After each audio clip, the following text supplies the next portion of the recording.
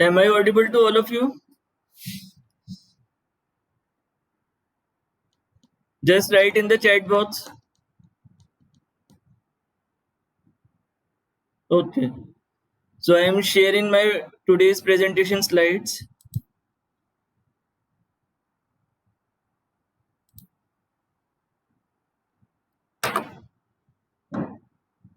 All of you see these slides?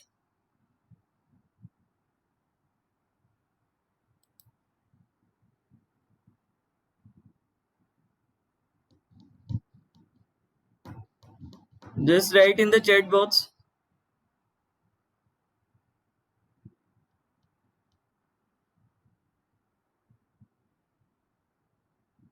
Okay. So now we are going to start a new unit second today. I think all of you submitted your assignment of unit 1, and the unit second is of syntax analysis, which consists of parsing, and it is the most important unit of compiler design. Also, many of the questions comes in GATE exams as well from the parsing concept. So pay attention more to this unit, and also try to complete the assignments and the questions comes in the parsing. So let us start syntax analysis.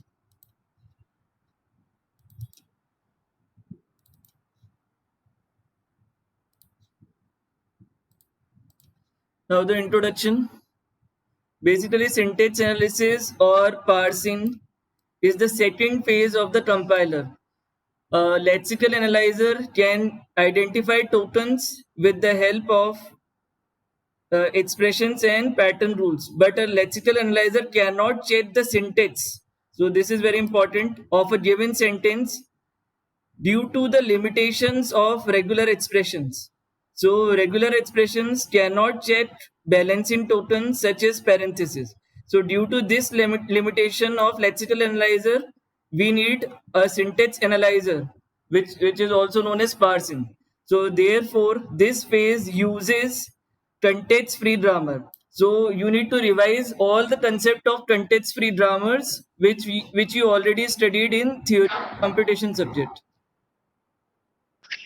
Any problem there?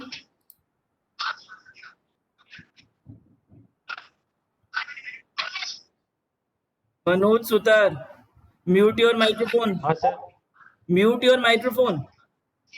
You are disturbing the class.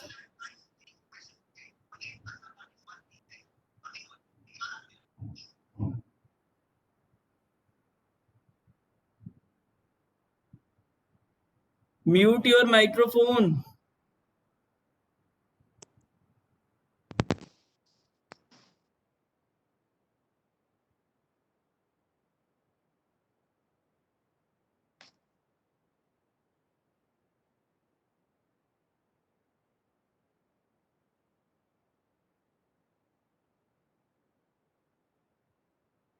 What's the problem with you?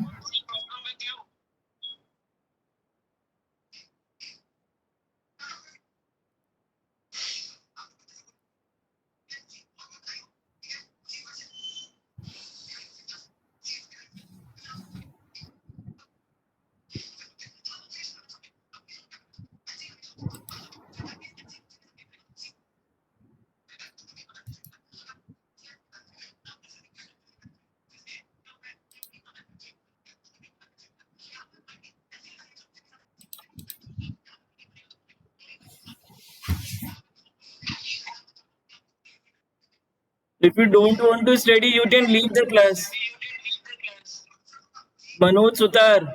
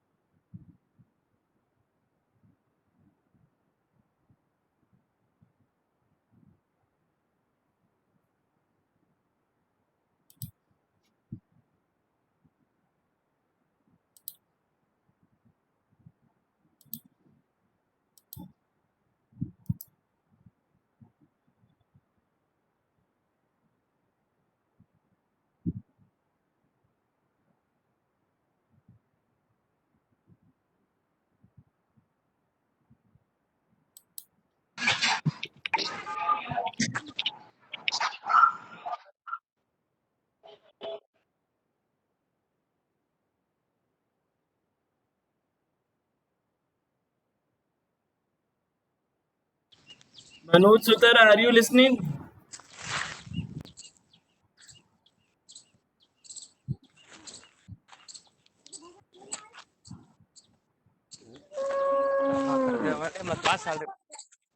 Class salary हमारा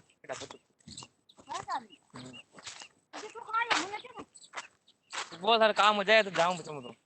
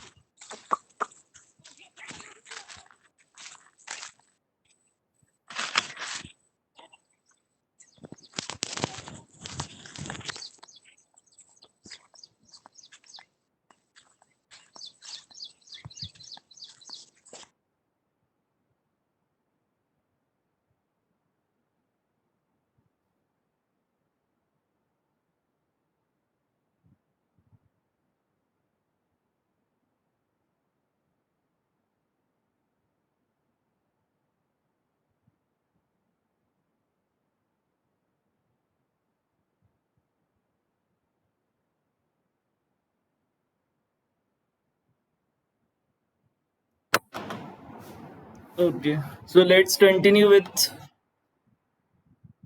today's topic. So basically, the limitation of lexical analyzer uh, is resolved from the syntax analyzer. So basically, this phase uses context-free grammars, which is recognized by push-down automata. As you already studied in theory of computation, the CFGs are recognized or accepted by the push-down automata. So CFG is a superset of regular grammars. It implies that every regular grammar is also context free, but vice versa is not true. So this is very important line. Every regular grammar is context free, but not every context free grammar is regular grammar. So CFG is a helpful tool in describing the syntax of programming languages. So in order to study the parsing concept, we also need to study the context free grammar as well. So moving to the next slide. So as we already discussed the phases of the compiler. So in this phase, which is the second phase of the compiler, uh, the input to the parser is the token which he which it got from the lexical analysis, and it produces the parse tree which it passes to the next phase. So the next phase is semantic analysis, which we're going to study in third unit, semantic analysis. And all these phases are also connected with the symbol table. All of you understand it? Just write in the chat box.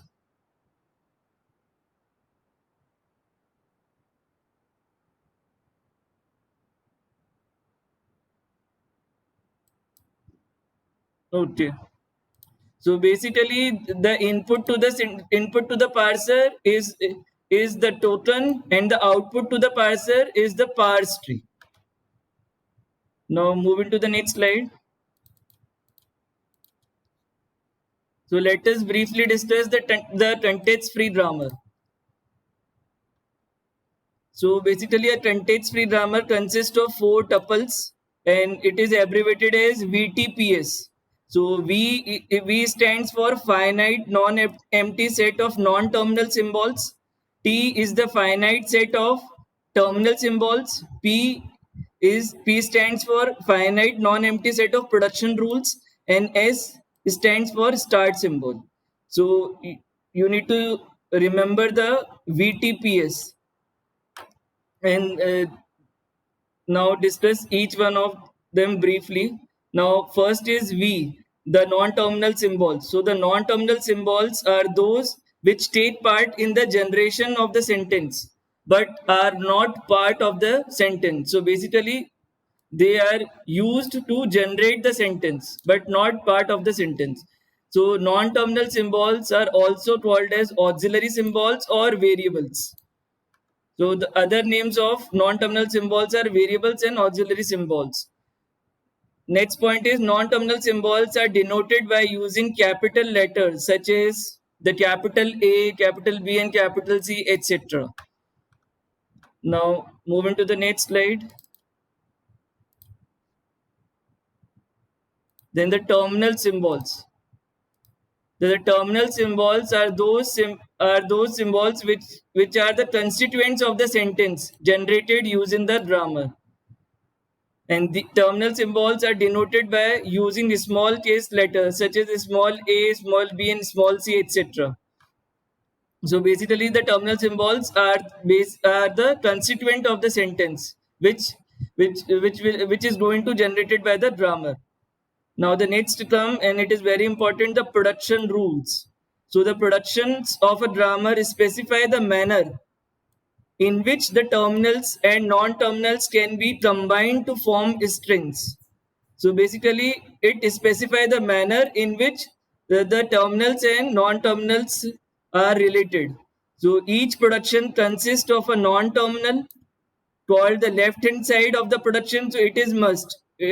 Every production must have or mandatorily have a non-terminal or a variable and an arrow and a sequence of tokens and on terminals called the right hand side of the productions.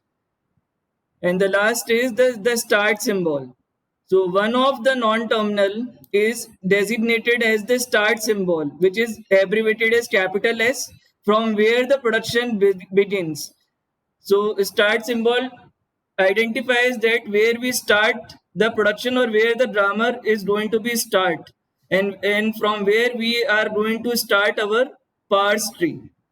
So this is the brief definition of the context-free grammar and all its tuples, which is consist of 4 tuples VTPS.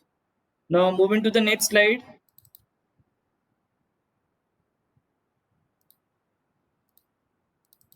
Now the important concept, parse tree. Actually, we already discussed the parse tree in theory of computation as well, but here it is more important than in TOC. So a parse tree is a graphical depiction of a derivation. It is convenient to see how strings are derived from the start symbol. The start symbol of the derivation becomes the root of the parse tree. So basically, if we are going to derive a parse tree for this string id plus id into id, so there are this type of productions are there. Suppose so we need to convert it into this form, like E produces E star E, which consists of the later part of the string, and then E produces E plus E star E. So here the productions are basically missing, but you need to convert it into this form in order to produce this string.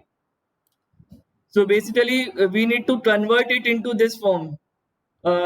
Actually, this example has been discussed in when you study the theory of computation. So you can refer the theory of computation notes.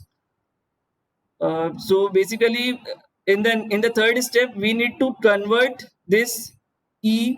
We need to replace this E with ID, and then in the next step, we need to replace the second E with the ID, and in the last, we need to replace that E with this ID. So at last, we got we got this string, which is our final aim. But we need to show this step by step with the use of parse tree. So in the next slide, we are going to draw the parse tree with each and every step. So these steps are shown graphically with the use of parse tree. So in the step 1, we can convert the e on the left hand side with cross e or e into e by using this diagram, this parse tree. In the second step, we can convert, we we need to introduce e plus as well in this string, in the first step string. So the diagram of parse tree will become like this. In the third step, we need to replace that this e with this id. So basically this e has been replaced by id with the inclusion of this. In the fourth step, as you can see, this e of the second step has been, or you can say this e of the third step has been replaced by the id. So the id has been introduced in place of e in the fourth step. And in the fifth step, or the final step, we need to replace this e of the fourth step with the id. So finally we got the string id plus id into id. So you need to draw the parse tree step by step in order to show the conversion of the string with the use of production rules. So this we already studied in theory of computation. You can refer those slides or the notes of your copy. Now basically the parse tree, there are some properties of parse tree. So in the parse tree, all leaf nodes are terminals. So this is the very important. All leaf nodes of the parse tree are terminal, and the all internal nodes are non-terminal. In order traversal gives original input string. You already studied in the data structure and algorithm the pre-order, post-order, and in-order traversal. So here the in-order traversal gives the original input string. A parse tree depicts associativity and precedence of operators. The deepest subtree is traversed first.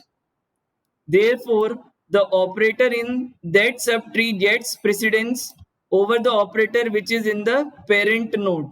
So the associativity and precedence of operator is also very important concept when you are dealing with the trees or the parse tree. All of you understand it?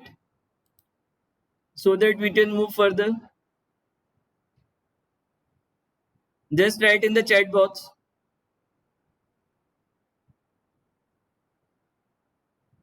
Okay. So this is the basic introduction of the unit 2. Now the unit 2 actually starts with this diagram. And this is not present in the theory of computation. It is specific to compiler design. So basically the parser, as you can see from the diagram, the parser is basically divided into two major categories. So first is the top-down parsers and the second is the bottom-up parsers. Then also the top-down parser is further divided into another categories like recursive descent parser and LL1 parser.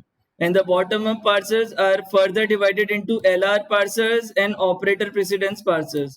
The LR parsers are further divided into four major parsers like LR0, SLR1, LALR1 and CLR1. The subscript you are seen in the bracket like 0, 1 and here 1. It is basically the symbol of look ahead. They are called as the look ahead symbols, which we are going to study when we study these topics in detail in our next classes. So basically you need to understand the parser is divided into two major categories. First is top down parser and the second is the bottom up parsers. So let us discuss these top down and bottom up parsers and in detail. So basically these are some of the characteristics of top down and bottom up parsers. So the top-down, in case of top-down parsers, start at the root, as the name suggests, top-down. So start at the root of the derivation tree and fill in. So picks a production and tries to match the input. So we need to scan the input from left to right. So it may require backtracking. It may require the backtracking, and sometimes it may not require the backtracking. So some grammars are backtracking free, and the backtracking free grammars are called as the predictive parsers or the predictive grammars. So these are some of the characteristics of top-down parsers. Then the bottom-up parsers characteristics. So here we start at the leaf and fill in, just the opposite of the top-down parser. Then they start in a state valid for legal first token. So here we need to get the state valid condition for legal first token in order to find the first legal token. As input is consumed, change state to ensure change state to encode possibilities. So here we recognize the valid prefixes. So valid prefix is another concept which we're going to study in detail when we study the bottom-up parsers. So here use a stack to store both state and sentinel forms. So these are some of the characteristics of top-down and bottom-up parsers. Now let us discuss their comparison in the next slide. So this is important question and sometimes asked in your examination. It can come under the 2-mark question as well. So what are the differences or the comparison between top-down parser and the bottom-up parser? So basically there are many differences, but the major differences are, first is the strategy. So in the case of top-down parsers, all of you clearly see this slide, or may I enlarge it? Just write in the chat box. All of you clearly see the slide or not? Okay, it's clear. So basically the strategy of top-down parser is, in top-down approach, it starts evaluating the parse tree from top and move downwards for parsing other nodes.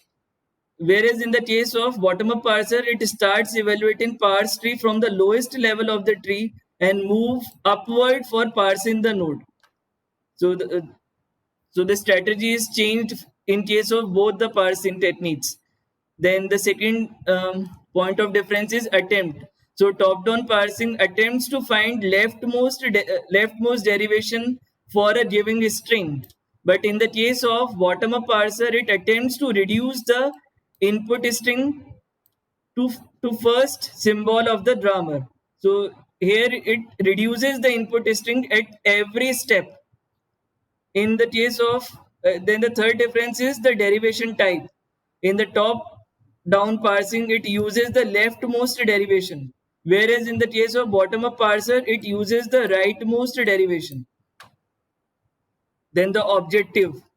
So top down parsing searches for a production rule to be used to construct a string, whereas in the case of bottom up parser, it searches for a production rule to be used to reduce a string to get a starting symbol of the grammar. So in the bottom up parser, we are moving from leaf to the starting symbol. So our aim is to reach to the starting symbol at the end. So these are some of the differences of top down and bottom up parsing approach, and it is very important. Now moving to the next slide.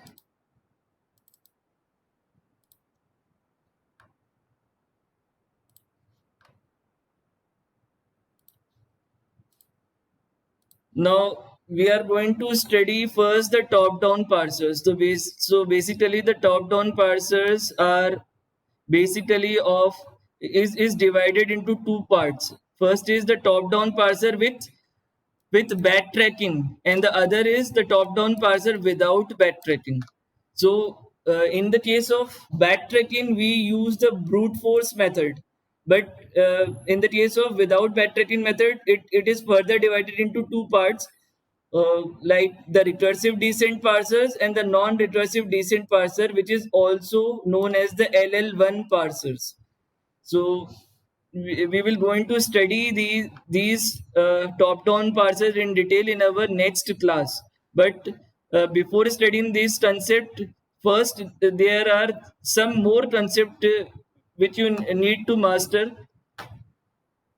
So first is the recursion concept. As you already have some knowledge regarding the recursion from the theory of computation subject. So here this concept is much more predominant than the theory of computation subject. So let us discuss first the recursion. So basically the recursion can be classified into the following three types. So first is the left recursion, second is right recursion, and then the general recursion. So, and the left recursion is very much important in the case of compiler design parsing concept.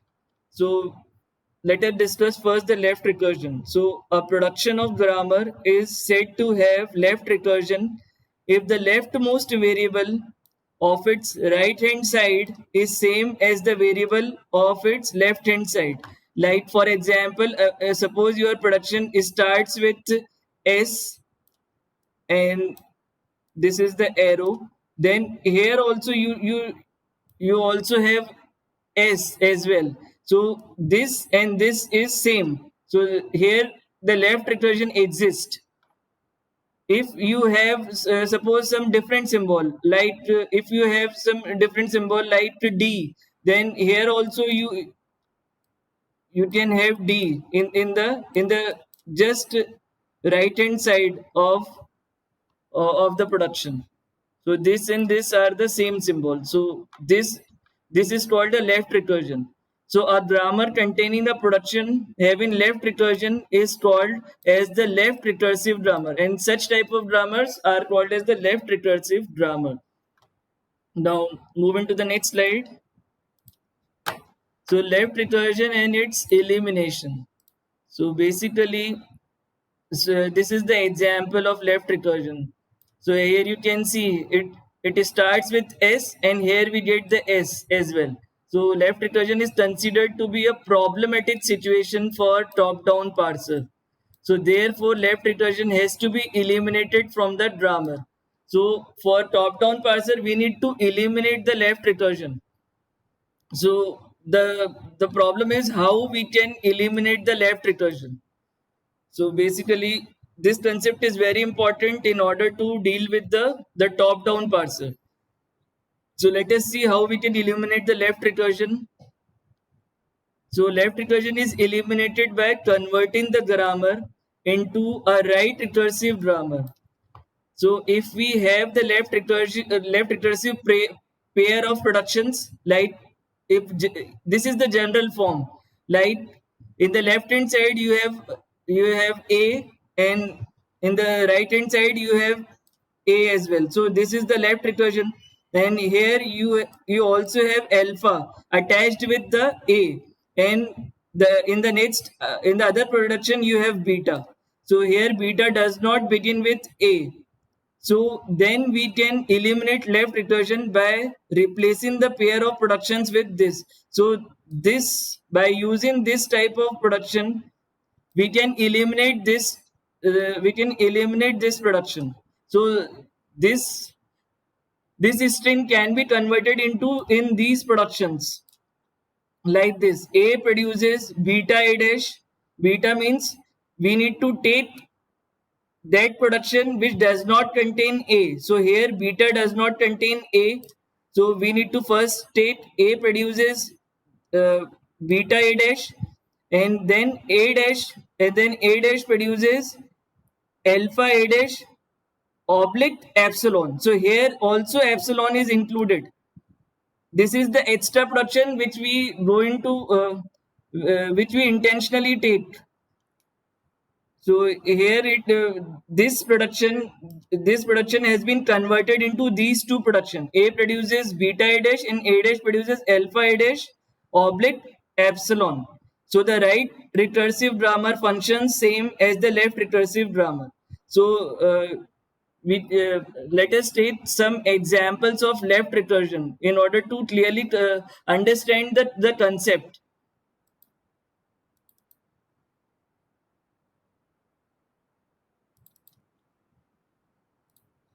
So as you can see this example, so here the question is eliminate left recursion from the following grammar, and they are giving you this grammar. E produces E plus E, then E produces. So here the three productions are given, which are separated by a separator. So E produces E plus E is the first production, E produces E into E is the second production, and E produces A is the third production. So here you can see that in order to eliminate the left recursion, so here in this production there is a left recursion. As you can see, E is there. Here also E is there, but here there is no E. So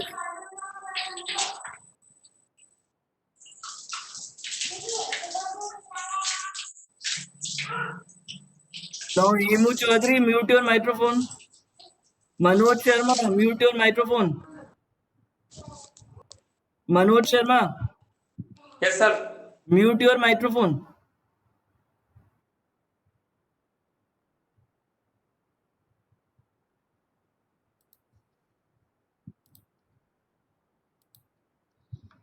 So we can compare this with our general form. So the general form is this, like A produces A alpha oblique beta. So what is the general form? This is the general form, and according to the general form, we can convert this general form uh, in the two productions. Like A produces beta A produces beta A dash,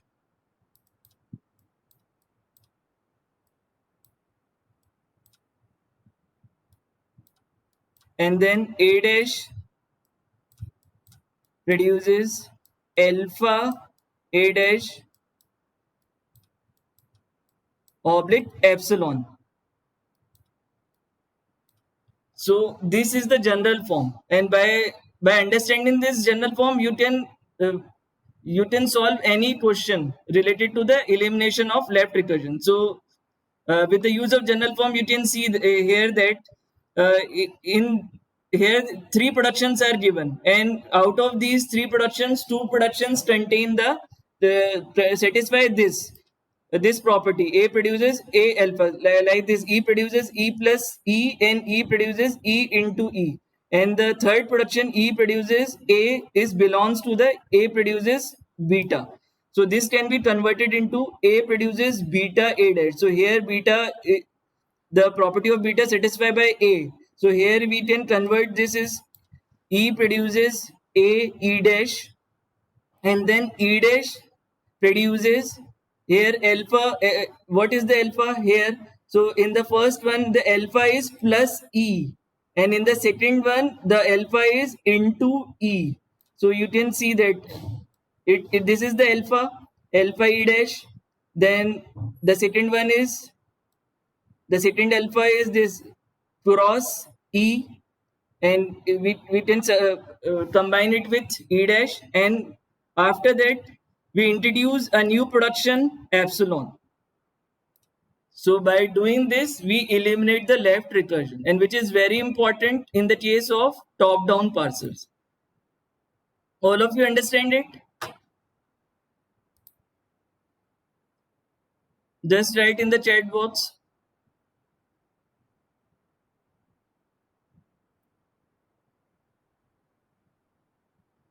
You can refer also your notes of theory of computation.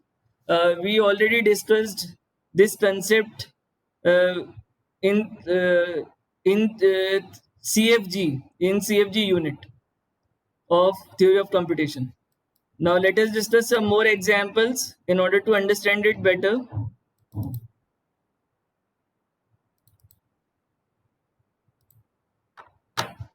Now these are the other examples, like eliminate left recursion from the following grammar, and you need to practice it. So these are the productions. So this is the first production which starts from S, and this is the second production which starts from L. So all of you solve these questions in your copy. So you can see here that in the first line there is no no left recursion is there.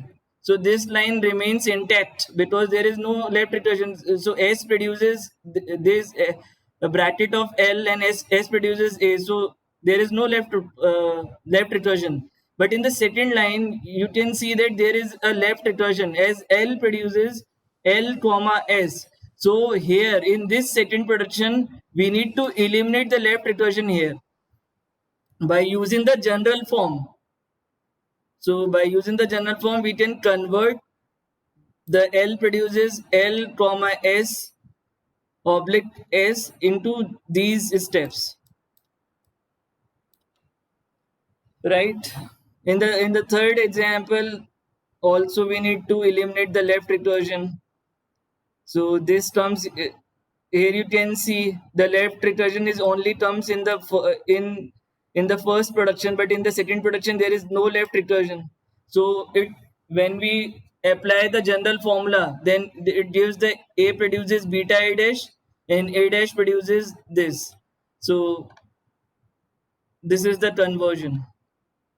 I think all of you understand it. So these are very important question but easy question. But now we will discuss some tricky question and some complex question related to the left recursion in the next slide. So carefully understand this concept, the complex question. So this is the complex question of left recursion. So eliminate left recursion from the following grammar. Here you can see there are two productions are given which are starting from A and B respectively. So here you can see from the first production, A produces BA oblique AA oblique C. Then this is the case of indirect left recursion. So in the step 1, so first let us eliminate left recursion from the first from the A productions. So eliminate left recursion from here. We can get here, you can see only the left recursion occurs in this production. A produces AA, and the rest of the productions are not left recursive. So we apply the general rule here. So A produces BA dash oblique C A dash, right? And then A dash produces the alpha A dash. Alpha A dash, here alpha is small a and the epsilon. So now we replace the first production contains A by these two productions,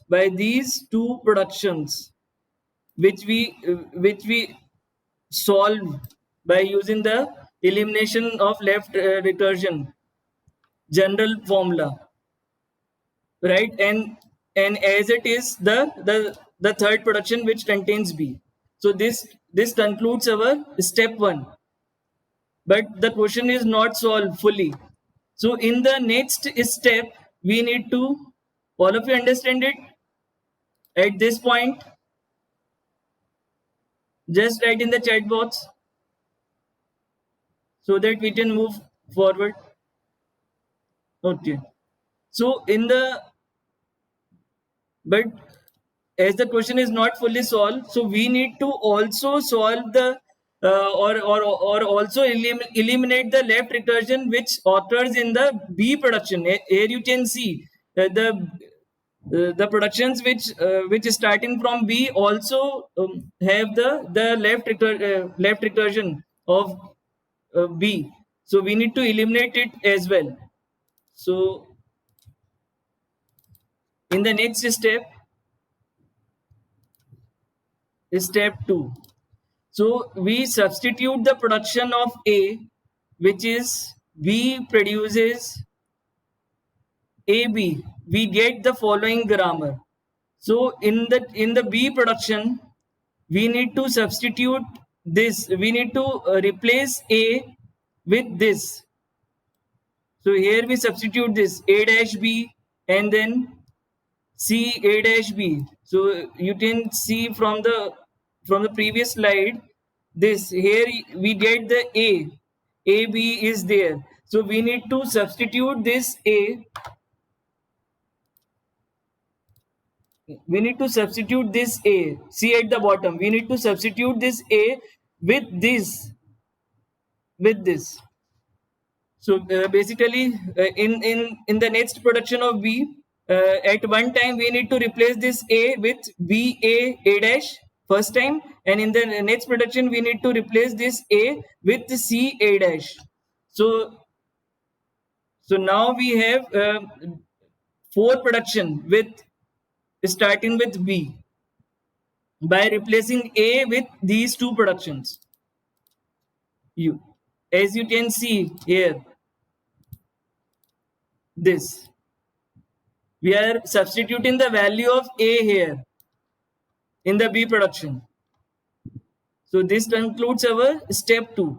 So now we are in a position to eliminate the B production by using the left recursive method. So now eliminating left recursion from the production of B, we get the following grammar. So apply the general formula of elimination of left recursion in the B productions. So here we can get only 2 productions, the first and the second, showing the left recursive property, but the third and the fourth production are not left recursive. So here we can get C A dash B and then B dash, and then D B dash, and now the B dash gives to B dash, A dash B dash, and we also include here the epsilon. So this is the final grammar after eliminating left recursion. So this is a more complex question and much more tricky question.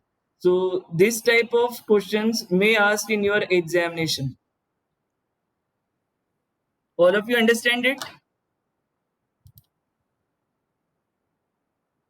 Just write in the chat box. So only 5 minutes are remaining for today's class. All of you understand it or not?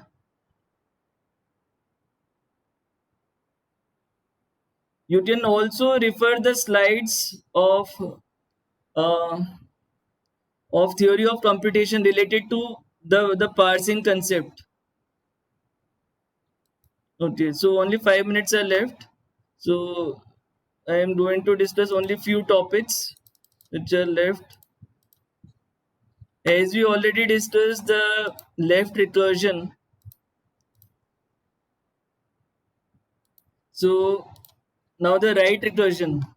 So a production of grammar is said to have right recursion if the rightmost variable of its right hand side is same as the variable of its left hand side. Suppose these, for an example, this is the production. So S produces AS. So here you can see, here you start with the S symbol, and here at the right hand side you also got the S. So this is the example of right recursion. A grammar containing a production having right recursion is called as the right recursive grammar. So right recursion does not create any problem for the top-down parsers. So that's why it is not very important. But left recursion creates the problem for top-down parser, and in order to resolve it, we need to eliminate the left recursion. But in case of right recursion, there exists no problem in case of top-down parsers. Therefore, there is no need to eliminate right recursion from the grammar. So moving to the next slide.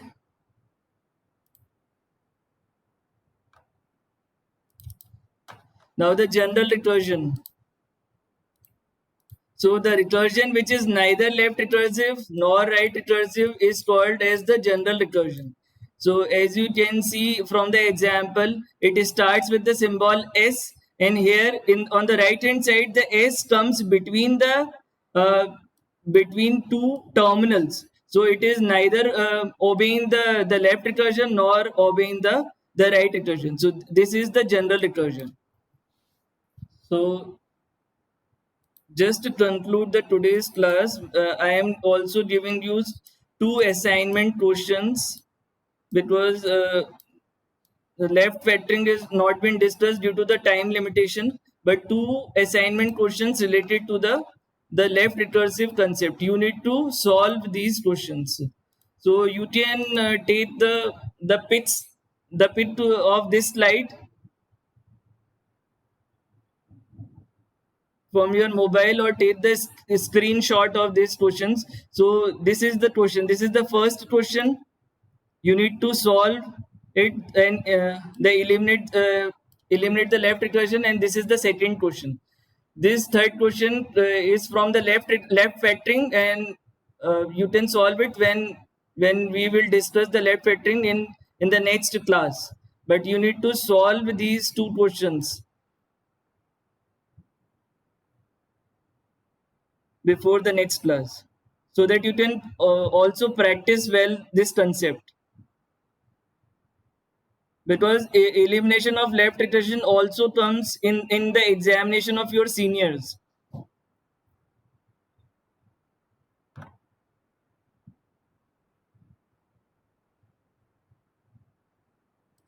All of you taking this pit.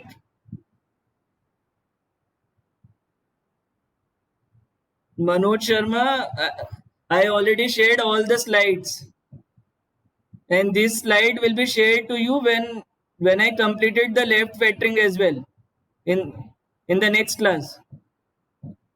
That's why I said you to I told you to take the pits of these questions.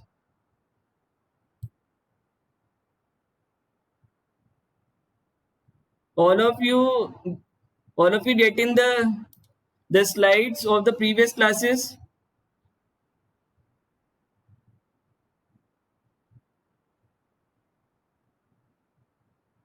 Manoj Sharma, did you submit the assignment, first assignment of unit 1? Manoj Sharma.